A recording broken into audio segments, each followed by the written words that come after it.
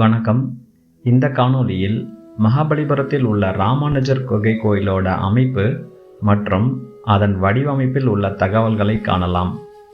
மகாபலிபுரத்தில் உள்ள ராமானுஜர் மண்டபம் கிபி 640 முதல் 674 ஆண்டு வரை, அதாவது 7ஆம் நூற்றாண்டு காலத்தில் பல்லவர்களால் அமைக்கப்பட்ட குகை கோயிலாகும். ராமானுஜர் மண்டபம் மாமல்லபுரத்தில் உள்ள மகிஷாசுரமர்தினி குகை கோயில் மற்றும் வராக மண்டப குகை கோயிலுக்கு மத்தியில் அமைக்கப்பட்டுள்ளது.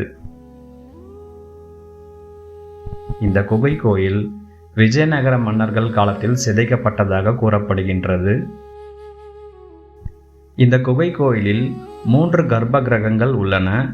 குகையின் மையப்பகுதியில் சிவன், பார்வதி மற்றும் ஸ்கந்தர் ஆகியோரின் சிற்பங்கள் செதுக்கப்பட்டிருந்தன.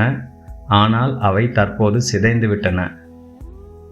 இந்த குகை கோயில் முதலில் சிவன் கோயிலாக இருந்ததற்கான தடயங்கள் இருந்தாலும் பின்னர் இது வைணவ வழிபாட்டு தலமாக மாற்றப்பட்டதாகவும் அதன் காரணமாக தற்போது ராமானுஜர் மண்டபம் என்று பெயர் பெற்றதாகவும் கூறப்படுகின்றது. ஆனால் இந்த குகை கோயில் சிவன் மற்றும் விஷ்ணு ஆகிய 2 தெய்வங்களுக்கும் சேர்த்து ஒரே குகை கோயிலாக அமைக்கப்பட்டிருக்க வேண்டும்.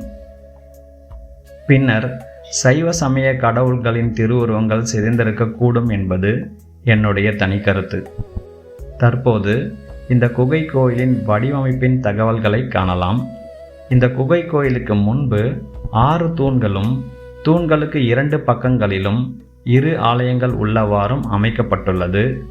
இது செய்யாருக்கு அருகில் உள்ள புரிசை மற்றும் அனப்பத்தூர் கிராமங்களுக்கு இடைப்பட்ட தூரமான 6 கிலோமீட்டர் என்பதையும் இந்த ஊர்களில் உள்ள சிவாலயங்களையும் குறிக்கும் வகையில் அமைக்கப்பட்டிருக்க வேண்டும். இந்த குகை கோயிலின் மத்தியில் உள்ள குகை கருவறை புரிசை மற்றும் அனப்பத்தூர் ஆகிய ஊர்களுக்கு மத்தியில் உள்ள தீபத்தை குறிக்கும் வகையில் அமைக்கப்பட்டிருக்க வேண்டும். குகை கோயிலில் உள்ள 3 திறப்புகள்.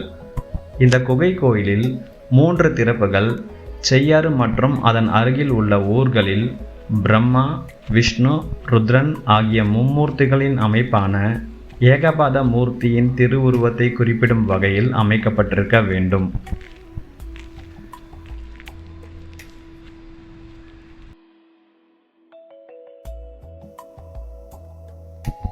விண்வெளியில் உள்ள கருந்துளையை, அதாவது பிளாக் ஹோல்ஸ் பற்றிய குறிப்பும் இந்த குகை கோயிலில் உள்ளது. இந்த குகை கோயிலுக்கு உள்ளே தரைப்பகுதியில் வட்ட வடிவில் ஒரு குழி போன்ற அமைப்பு செதுக்கப்பட்டுள்ளது. இது விண்வெளியில் உள்ள பிளாக் ஹோல்ஸ் என்னும் கருந்துளையை குறிக்கும் வகையில் செதுக்கப்பட்டிருக்க வேண்டும். மேலும் விண்வெளியில் உள்ள கருந்துளையை குறிக்கும் வகையில் செய்யாருக்கு அருகில் கோவில்களும் அமைக்கப்பட்டிருக்க வேண்டும் என்று கருதலாம்.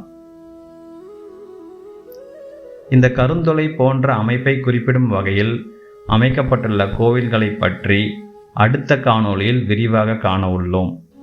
நன்றி. மறக்காமல் சப்ஸ்கிரைப் செய்யவும், லைக் செய்யவும்.